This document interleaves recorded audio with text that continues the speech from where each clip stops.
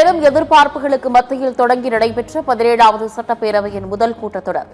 சட்டப்பேரவைக்கு வந்த ஆளுநர் அர்லேக்கரை பூங்கொத்து கொடுத்து வரவேற்ற சபாநாயகர் JCD பிரபாகர். தொடர்ந்து காவல்துறை மரியாதை.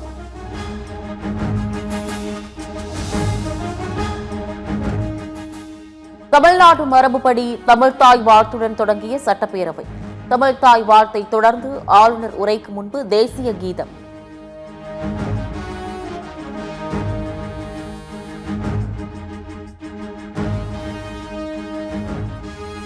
பதினேழாவது சட்டப்பேரவையின் முதல் கூட்டத்தொடரில் பங்கேற்க வந்த முதலமைச்சர் விஜய்க்கு காவல்துறை மரியாதை.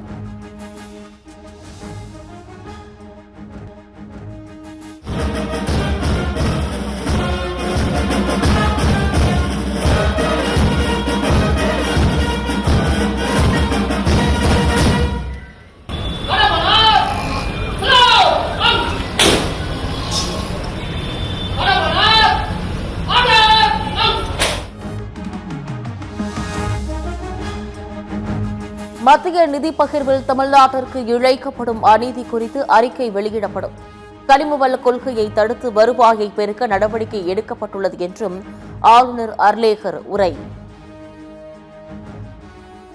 A special legal committee will be constituted to legally pursue the issue up to the Supreme Court in order to secure fair financial devolution. Every rupee due to Tamil Nadu will be properly documented and a report detailing the union government's discriminatory approach towards the financial devolution of Tamil Nadu will be published.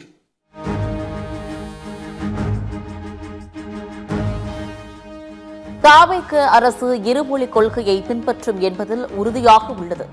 மும்மொழி கொள்கையை ஏற்காததால் கல்வி நிதி சுமார் 3000 கோடியை மத்திய அரசு விடுவிக்கவில்லை என்றும் தனது உரையில் ஆளுநர் பேச்சு.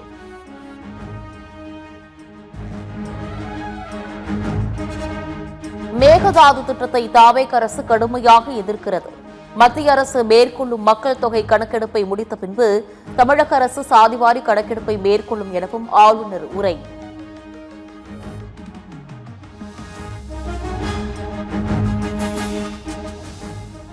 வாயை திறங்க சிஎம் என்ற வாசகத்துடன் கூடிய கருப்பு பேட்ஜ் அணிந்து சட்டப்பேரவைக்கு வந்த திமுக சட்டமன்ற உறுப்பினர்கள்.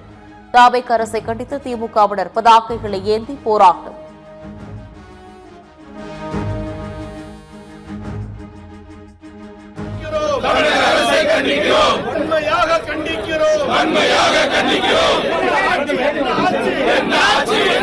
பெண்களின் பாதுகாப்பு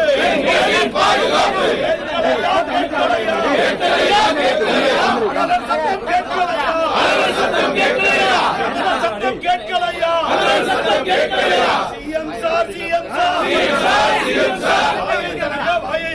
வாயை திறங்க.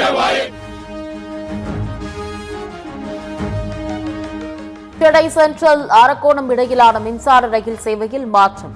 அரக்கோணம் பணிமனையில் மறுசீரமைப்பு பணிகள் நடைபெறுவதால் இன்று முதல் வருகிற 26ஆம் தேதி வரை பயணிகள் ரயில் சேவையில் மாற்றம் என அறிவிப்பு.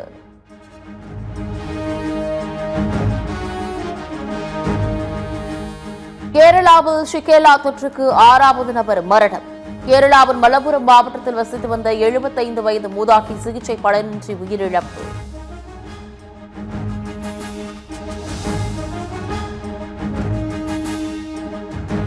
நீட் வினாத்தாள் மீண்டும் கசியாமல் இருக்க தேர்வு மையங்களில் 5 லட்சம் வீரர்கள் பாதுகாப்பு. தேசிய தேர்வு முகமை நடவடிக்கை.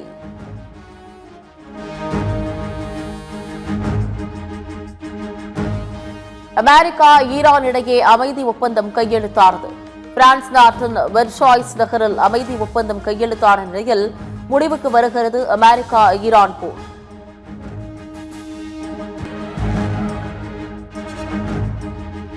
உலகக்கோப்பை கால்பந்து தொடரில் பனாமாவிற்கு அதிர்ச்சி அளித்த கானா. கூடுதல் நேரத்தில் கோல் அடித்து பனாமாவை கானா வீழ்த்தியதால் அந்நாட்டின் ரசிகர்கள் கொண்டாட்டம்.